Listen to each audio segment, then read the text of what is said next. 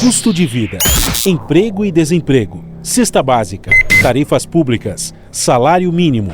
Agora, na Brasil Atual, a análise do DIEESE. E nós vamos fazer contato agora com o diretor técnico do DIEESE, Fausto Augusto Júnior. Bom dia, Fausto. Bom dia, Glauco. Bom dia a todos.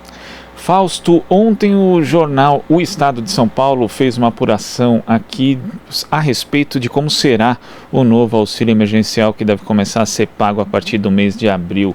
E segundo o novo desenho, dadas as limitações, inclusive orçamentárias, que foram aprovadas ali dentro da PEC chamada emergencial, de 44 bilhões de reais, o governo vai pagar 4 parcelas de 150 a R$ 375 a cerca de 46 milhões de brasileiros.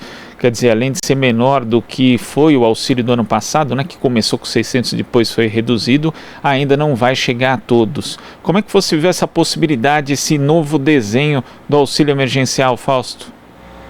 Bem, Glauco, a gente está chegando no pior da pandemia, está muito claro, né? Ou seja, nós estamos batendo aí próximo aos 3 mil mortos por dia, o que é um absurdo, né, do ponto de vista da saúde pública, e a opção que o governo coloca em relação a ter que lidar com uma situação real das pessoas, ou seja, da perda de renda, é um auxílio que representa muito pouco, né? Claro que qualquer auxílio, qualquer recurso é importante para quem está com muita dificuldade financeira hoje, mas R$150 é muito, muito aquém das necessidades. Vamos lembrar que a cesta básica está em 654, por exemplo, aqui em São Paulo, o que coloca para a gente uma série de desafios que vão se dar ali por dentro do Congresso Nacional. É claro que a gente ainda não tem claro qual é a proposta, a gente sabe que às vezes a gente tem muito balão de ensaio, né, para esperar para ver o que vai de fato chegar dentro do Congresso Nacional, mas o Congresso Nacional ainda tem espaço para fazer a discussão sobre o auxílio emergencial.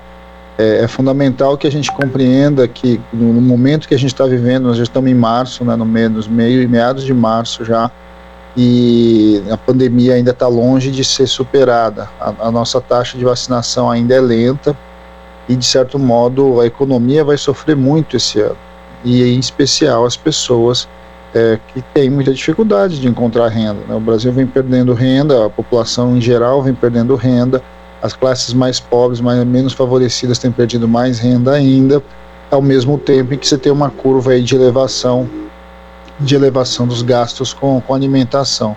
É bom lembrar, Glauco, que quando a gente começou esse debate no ano passado, mais ou menos nessa mesma época, em março, já se discutia que o valor deveria ser por volta de R$500 a R$600, que foi o valor que, de certo modo, foi aprovado no Congresso Nacional. De lá para cá, a inflação, em especial a inflação dos alimentos, corroeu parte importante desse valor, o que quer dizer que os R$150 ano passado já não são R$150 esse ano, né? E esse ano o governo, então, opera com essa ideia aí de R$150 a R$250 no auxílio, o que, de certo modo, vai precisar de ser complementado no debate do Congresso. Seja do ponto de vista do valor, porque é um valor muito baixo, ou seja, vai significar muito pouco, né, das necessidades das pessoas, seja do ponto de vista do seu tempo, porque 4 meses também será insuficiente, em especial sabendo para onde as coisas estão caminhando, né? O mínimo que a gente espera é que a gente tenha uma garantia de auxílio emergencial até dezembro e um aumento de valor ali, que o razoável seria chegar próximo do valor da cesta básica. Quer dizer, no fim das contas, a gente tem um cenário em que o auxílio emergencial acaba sendo insuficiente e também não existe, né, uma coisa que você já mencionou em outros comentários, Fausto, uma ajuda mais efetiva, por exemplo, para os pequenos negócios. Nós vemos iniciativas aí limitadas, dado o orçamento de cada governo do estado, né, lembrando que governos do estado e prefeituras não podem emitir moeda, emitir títulos como o governo federal, como a União pode, mas existem aí iniciativas como as do governo do Ceará, do Piauí, do Maranhão também, tentando auxiliar bares, restaurantes, não só auxiliar os trabalhadores desses setores, né, com auxílios, mas também os próprios comerciantes, né, com subsídios, com isenção de impostos, de pagamento de conta de luz, de conta de água, mas por parte do governo federal não existe nada nesse sentido, Fausto. Quer dizer, a situação fica pior ainda diante dessa inação do governo em relação aos pequenos negócios? E ao longo desse ano de 2021, o que está ficando cada vez mais claro é que a nossa situação está muito pior do que a gente viveu em 2020, né? Ou seja, a pandemia ela se acelerou e os mecanismos que, bem ou mal, ali o Congresso Nacional discutiu ano passado, que foram importantes para que o PIB não caísse mais ainda, eles simplesmente não estão renovados, né? Ou seja, as pessoas em geral não têm nenhum auxílio hoje do Estado, as empresas estão quebrando e estão sem condição mínima de resistir a essa pandemia, e aí você se coloca numa situação muito difícil, né? Que parece um repeteco do que a gente discutiu ano passado, mas de certo modo as pessoas estão tendo que tomar algumas opções entre trabalhar e buscar o recurso para a sua sobrevivência, ou enfrentar o vírus, e enfrentar um vírus numa situação caótica, em que hoje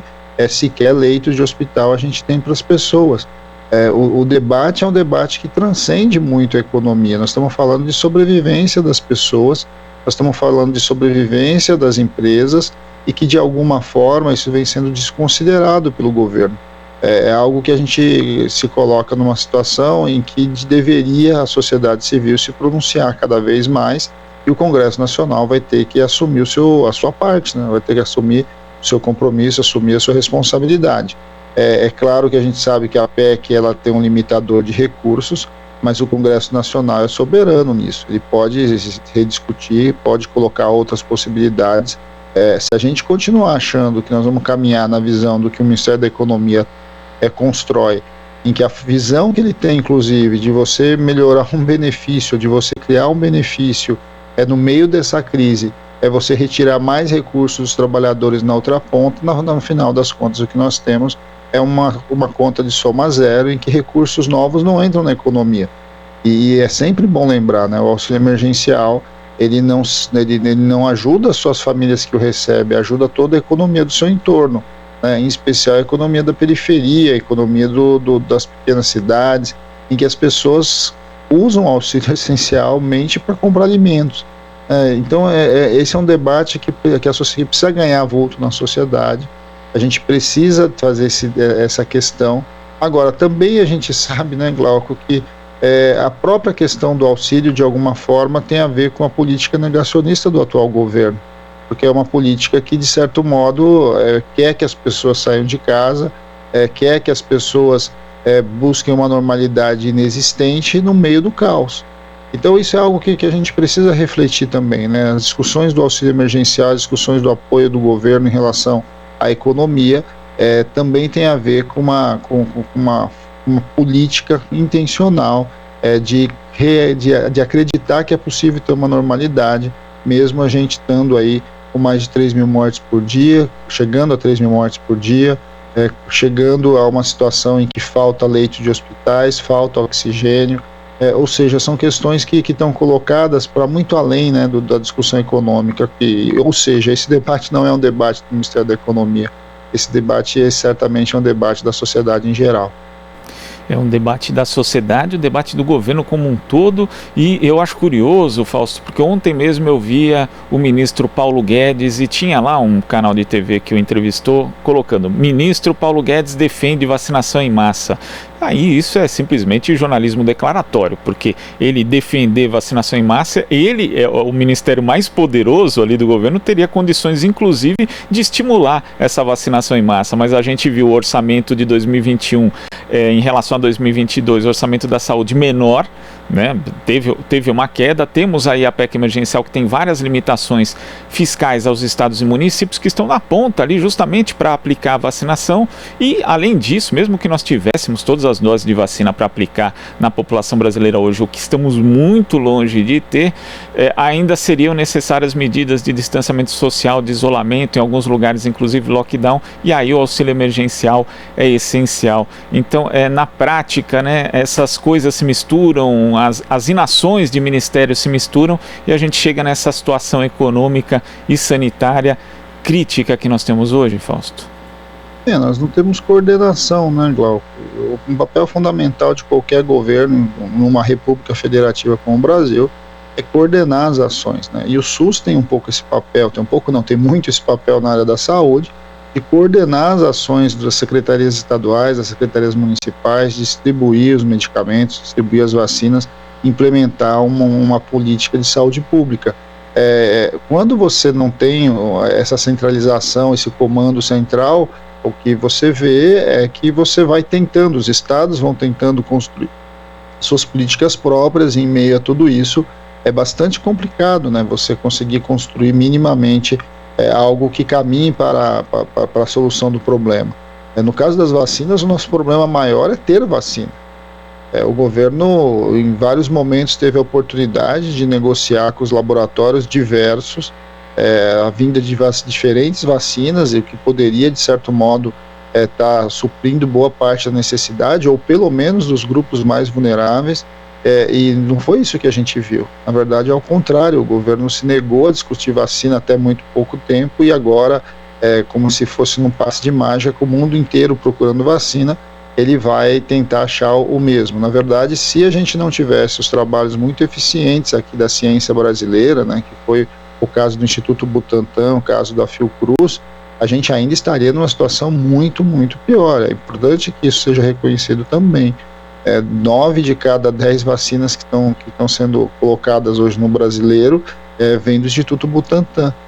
E a gente viu o que significou a campanha contra essa vacina, que era uma vacina, é uma vacina bastante importante hoje, e que de certo modo foi objeto dessas fake news todas e da própria fala do presidente da República.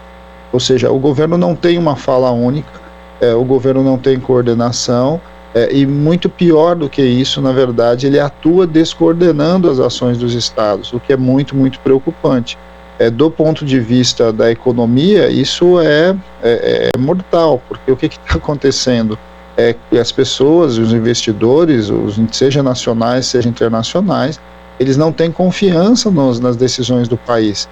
Você não enxerga ali o mínimo de previsibilidade. Sem previsibilidade, como é que você de fato vai investir? Como é que de fato você vai colocar em risco o seu recurso em meio a essa confusão que nós estamos vivendo? E aí é inevitável, né? A economia sofre muito. Só que a economia, né, Glauco, a economia não é número, né? Não é o PIB, né? Que a gente fala tanto do PIB aqui, a economia são pessoas, né?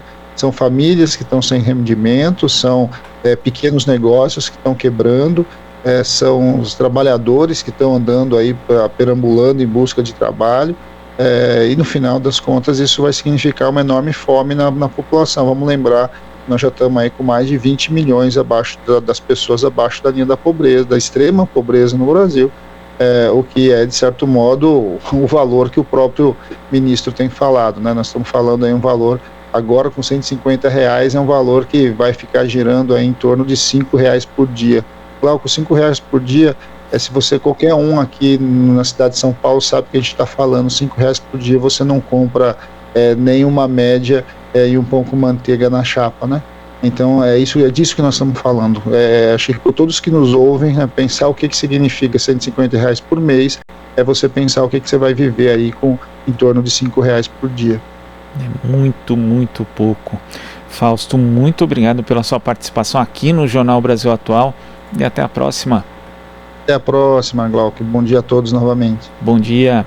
Conversamos aqui com o diretor técnico do Diese, Fausto Augusto Júnior. Você está ouvindo Jornal Brasil Atual.